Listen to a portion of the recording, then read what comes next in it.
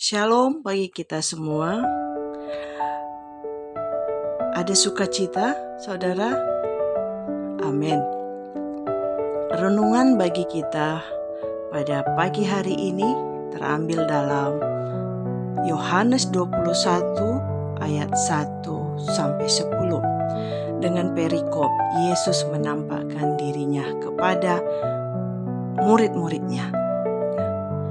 Saat ini ada banyak yang terjadi dalam kehidupan para rasul. Murid-murid Tuhan Yesus itu kehilangan karena Yesus mati, disalibkan dan dikuburkan dan bangkit pada hari yang ketiga. Dan masa-masa penantian, masa-masa yang diharapkan itu tidak ada lagi dengan mereka. Jadi Thomas dan teman-temannya, para rasul lainnya, beranjak di dalam kemelut, dalam duka cita, kesedihan, karena Tuhan Yesus tidak ada bersama-sama dengan mereka. Mereka lalu pergi mengasingkan diri dengan bekerja kembali sebagai nelayan, dan mereka menaikin perahu Jadi saudara-saudara, saat para murid-muridnya ini akan pergi untuk menjala ikan ke danau Tiberias. Lalu pada saat malam hari mereka pergi dengan menaiki perahu, dan teman-temannya juga pada ikut, dan mereka mengayuh perahunya untuk menangkap ikan di danau Tiberias. Nah, saat itu sampai siang hari mereka belum mendapatkan apa-apa, saudara. Bagaimana kalau kita berpikir ada rencana tetapi hasilnya tidak ada. Ada kesedihan yang mungkin dirasakan para murid-muridnya, para rasul pada kala itu. Mereka rencananya untuk menjala ikan tetapi tidak mendapat hasil. Ada kekecewaan, ada kegelisahan, ada kekhawatiran yang mereka rasakan di saat-saat mereka tidak bersama-sama dengan Tuhan Yesus. Mereka kehilangan teladan, kehilangan bimbingan, kehilangan tuntunan. Jadi mereka sepertinya di dalam gundah gulana yang mereka rasakan. Waktu itu tidak ada satu ekor ikan pun. Lalu ada suara yang bertanya kepada mereka, "Apakah engkau mempunyai lauk?" Itu pertanyaan Tuhan Yesus kepada Thomas dan murid-muridnya. Lalu mereka berkata, "Kami tidak menemukan apa-apa." Itu jawab mereka. Lalu apa yang terjadi? Mereka tidak menyadarin ada Yesus bersama dengan mereka, saudara. Ini hal yang mungkin di luar pemikiran kita, di luar pemikiran Thomas dan teman-temannya. Waktu itu mereka sadar Tuhan Yesus sudah kembali kepada Bapa di sorga, dan mereka sendiri untuk menghadapi kehidupan. Nah, saat bersamaan mereka tidak mendapatkan apa-apa, lalu Tuhan Yesus berkata, "Tebarkanlah jalamu." Lalu mereka menebarkan jala tanpa pikir panjang.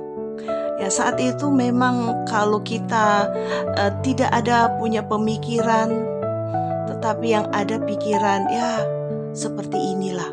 Nah, itulah yang dirasakan Thomas dan teman-temannya.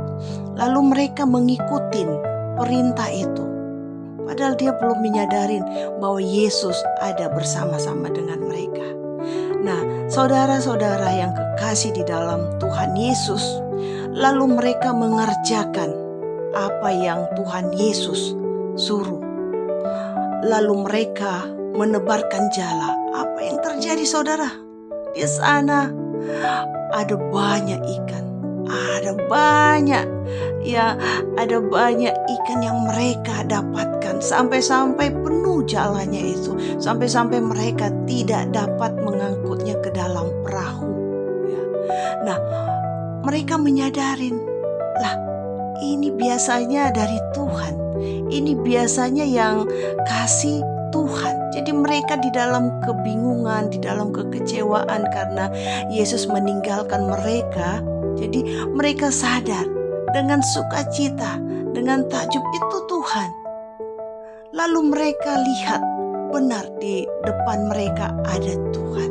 Jadi segala sesuatu mereka masih rasakan bagaimana Tuhan ada bersama dengan mereka.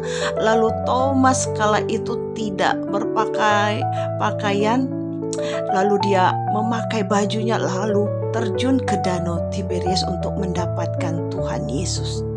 Nah, saking bahagianya, saking senangnya mereka ingin mendapatkan Tuhan Yesus, seperti itulah tingkah laku mereka karena mereka sangat merindukan Tuhan.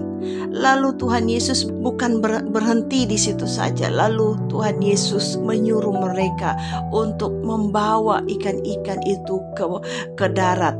Lalu apa yang terjadi saudara? Di sana Tuhan sudah menyediakan segala apa yang dibutuhkan mereka. Ada perapian, ada arang, dan ada roti. Lalu mereka berkumpul, lalu Tuhan Yesus menyiapkan segala sesuatu yang mereka perlukan, yang mereka butuhkan. Ada roti, ada ikan, ya, dan ikan itu akan berubah jadi lauk karena sudah dibakar di perapian.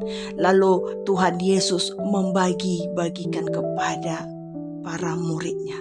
Hal ini ya menjadi perenungan bagi kita. Aplikasinya dalam kehidupan kita sehari-hari. Ketika seseorang mengalami keterpurukan, kekecewaan, ya, itu yang dia alami, lalu seseorang itu mengasingkan diri. Nah, Yesus datang menghampiri orang itu. Yesus ini tidak pelit, saudara. Yesus ini tidak mau orang itu mencari dia. Dan saat itu saudara, luar biasanya Yesus mencari kita. Di dalam keterpurukan, di dalam kekecewaan, di dalam kebimbangan, di dalam segala sesuatu yang kita sudah kerjakan itu tidak berhasil, tidak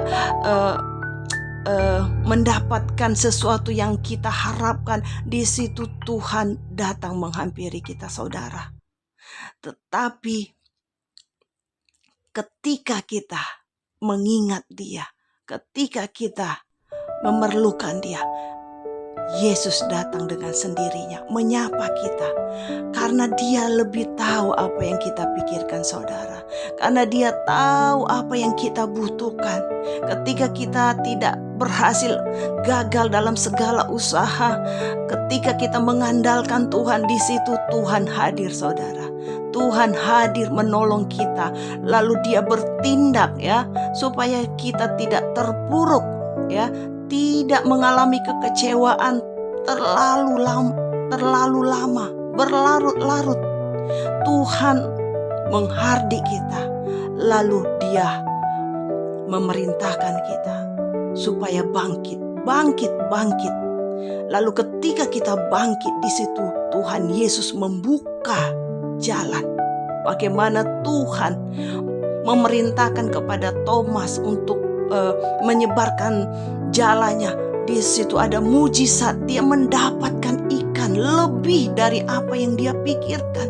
Ketika kita terpuruk, ketika kita tidak ada yang menolong, ketika kita ada yang kita andalkan tetapi itu tidak menolong kita, tetapi Tuhan datang setiap waktu, setiap kita perlukan.